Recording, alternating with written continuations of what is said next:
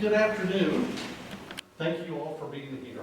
My name's Rodney Denholm. I'm with Consumer Credit Counseling Agency. And I have the exciting time to talk to you about home lending today. And this has all been made possible through a sponsorship with Kimberly, who's helped put this together. And so Kimberly, do you want to come up and talk a little bit about that? Yes, thank you, Rodney. Okay. First of all, give yourselves a big round of applause that you came in on Saturday to do this.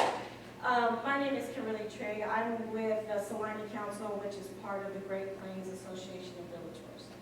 We applied for a grant because I have this vision that the entire community should be offered education regarding home buyership.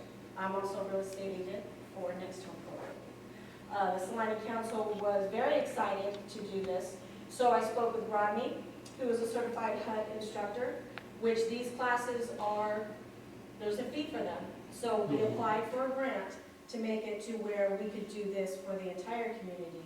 This is the first class, you guys are the first ones, so it's very important, it's very exciting. It's exciting for me and I'm very excited for you guys that we get to do this. And then in 2020, we'll have them continuously throughout the year for the community at large. So your experience and the feedback that you give Rodney and I will help immensely when we do this in 2020. So with that, I don't want to take up too much of your time. We really appreciate you guys being here. And Rodney, enjoy instructing the class as you do. So you guys have a wonderful Saturday. Thank you very much for being here. Thank you. Thank you, Kim. Thank you. So, well, great.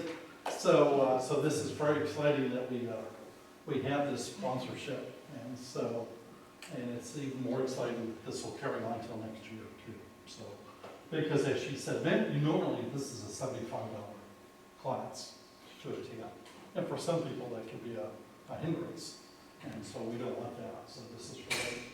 And so home buying is such a big step when you think about how much money you're going to borrow. For most people, buying a home is the biggest investment they'll ever make in their lifetime.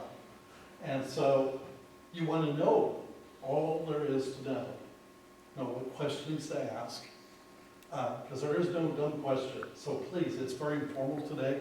Again, my name is Rodney. Stop me anytime. I'll be glad to try to answer your questions today. And I know some people are here 4 hours, and they're like, oh my gosh, 4 hours. Hey, there's cookies, there's water. Please feel free to get up. We'll take breaks every so often. Great. So, what are we going to talk about today? Several things, of course. So, a lot of people ask, well, why do we do this workshop? Well, there's quite a few grant programs out there for some home buyers. And if you're qualifying for a grant, probably 99.9% of the time they're going to say, before you can receive the funds, they're going to require some kind of education. And the reason is, studies show, if someone gets a home buyer education class before they buy a home, they will tend to be more successful. It's because they have a better idea what's involved. Buying the home, and then after you get the house. Because it's exciting, you get the keys, but then we get phone calls at the office, what do we do now? And so there's a lot that goes with that. And so this workshop covers everything from, I think I want to buy a house. So what helped me decide that, all the way to, hey, I got the keys. And so what do I do with these keys and what's my responsibilities at this point? And how do I work with this lender if I have questions or there's a concern? What can I do? So we're going to cover all of those topics this morning. So you can see there's quite a few things. The book you have is yours to keep. This is all broken down into 5 chapters. A little bit about our agency, as Kim mentioned, we are HUD approved to do housing counseling. So we do, on a weekly basis, we're helping somebody talk about housing issues, whether they're getting ready to buy a house to, unfortunately, the sadder part is we do foreclosure counseling. So if someone gets in a bond and they're behind, That's very scary, that's very frustrating.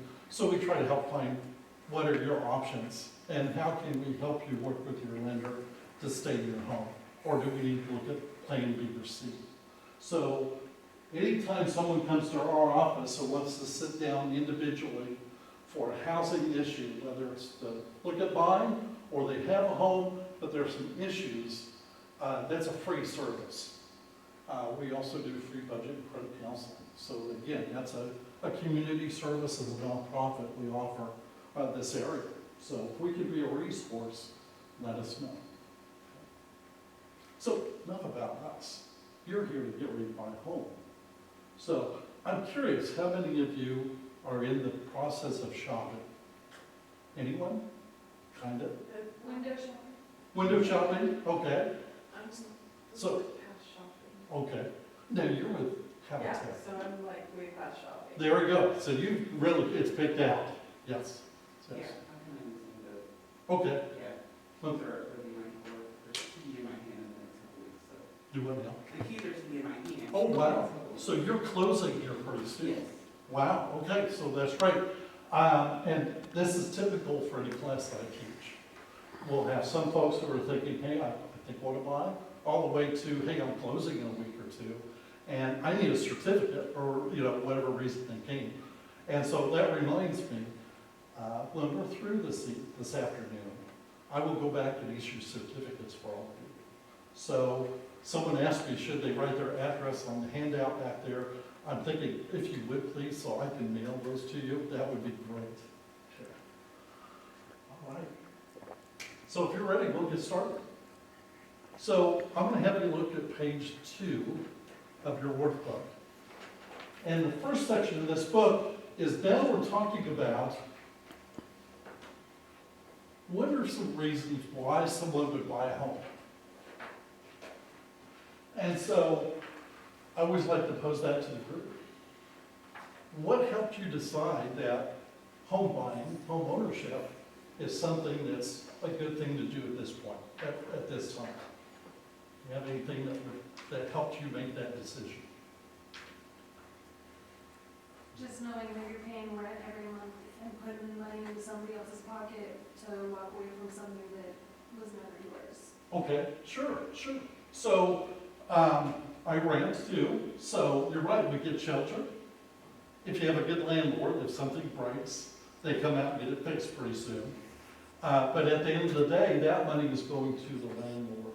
So, as a person living there, you're not really gaining anything. So, on page 2 of your workbook, the first thing in that top of that first column, it says scheduled savings. So that's what happens when you're buying a home, is you're making payments towards a debt.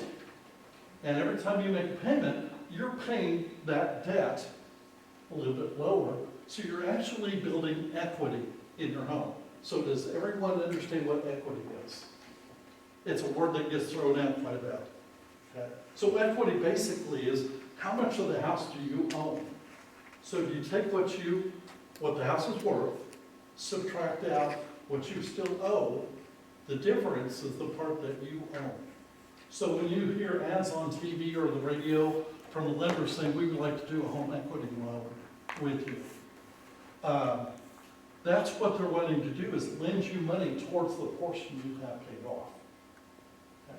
So as a homeowner, studies show this may not be your forever home. You may be moving in the next 5 or 10 years. You've been paying on the house all those years. So when you sell it, you can use that equity to help you as a down payment on your next home. Okay. So that's huge. That's probably one of the biggest reasons people bring up. Anything else that comes to mind that you're thinking, this was a good reason to buy now? Cost of mortgage versus rent. Okay, so sometimes we find out what we pay in mortgage payment is less than what we would be paying in rent. Yes, which kind of goes along with what you had said earlier, and we're also gaining equity in this property now. So yes, that happens too. Anything else? Okay, So those are two huge ones. On page 2 there, another reason is increased value. So the hopes are, you buy a home today, if you ever sell, you can sell it for more than what you paid for it, right? Not guaranteed, though. We hope, yes, that's always a big hope, but it's not guaranteed. We don't know what the housing market's gonna be down the road. You know, we've been through 2008, 2009, was a mortgage crisis in America. People saw their property values go down. And so, again, to me, that's a good example of, we hope it'll be worth more down the road when we're ready to sell, but there's no guarantee. Okay? Another option at the bottom of that first column, tax benefits. So if you have closing costs that you're paying out of pocket, those may be tax deductible for that year. Okay, so you want to talk to your tax professional and just, you might visit with them and see, is there some things that they could use that year for taxes from your home purchase? Okay. If you buy a home and you put down less than 20% as a down payment, most mortgages require what they call private mortgage insurance. It's not homeowner's insurance, it's insurance that would protect the lender in case this person would default on the mortgage. That is a monthly premium that you're charged that's usually added to your house payment. Those premiums may also be tax deductible. So that's something else you would talk to your tax person and see, is it something we could be claiming on our taxes? Now, last year they raised the deductible for folks. So what that means to us is that to claim interest that you're paying on your mortgage, that's another thing, the interest you pay on your mortgage could be tax deductible. But to claim those items, you have to itemize your taxes.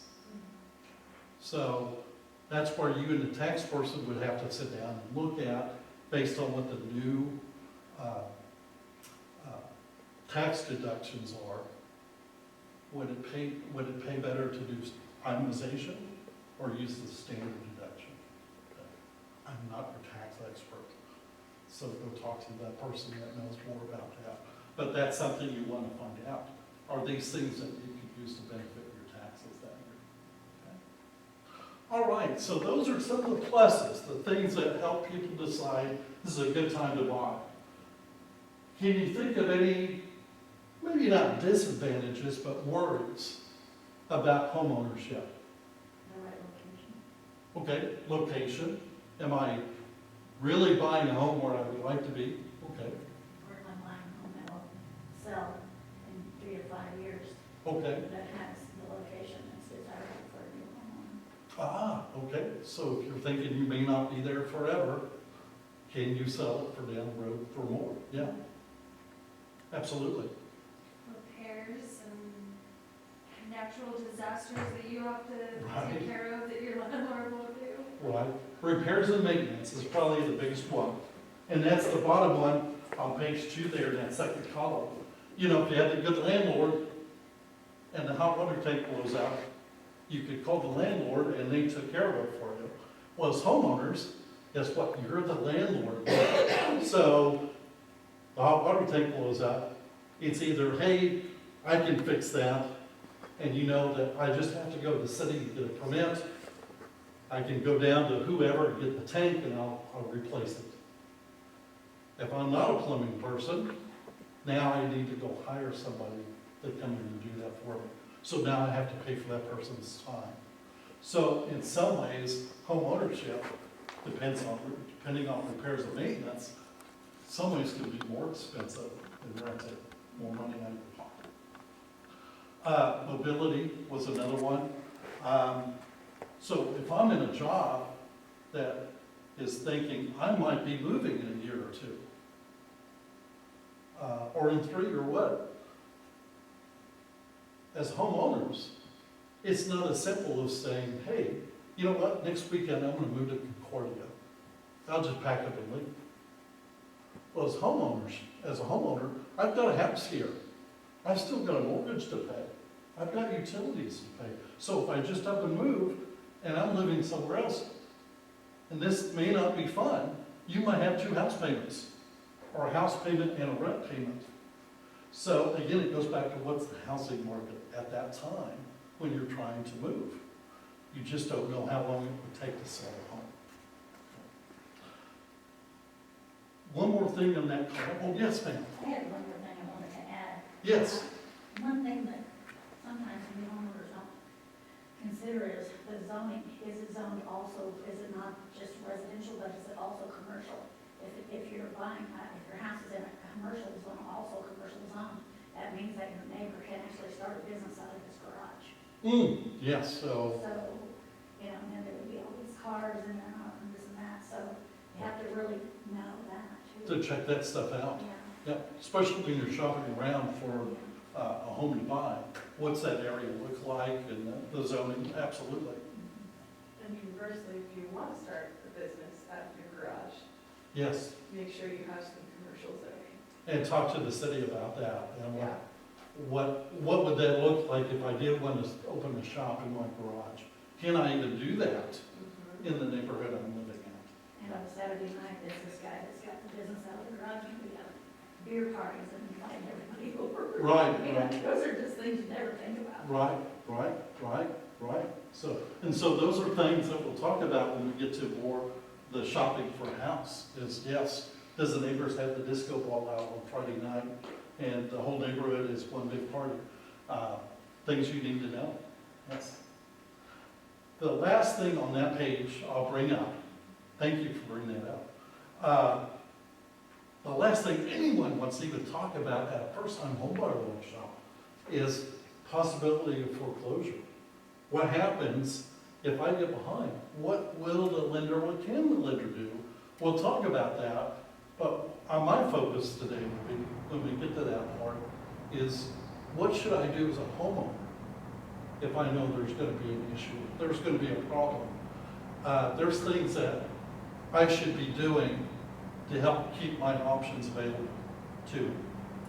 I saw a study several years ago where they talked to a group of folks who've been through foreclosure. And they asked them, at what point in this process did you reach out and try to talk to your lender? And almost half of them said it was 90 to 120 days before they pick up the phone to talk to the lender. Well, by 90 days, if you're that far past due, the bank is starting to look at foreclosure options at that point. That's a long time for no one to be talking. And so you'll hear me say this again about how important it is to keep in contact with the lender. Even if you're thinking, I'm gonna be a few days late, just the lender what's going on.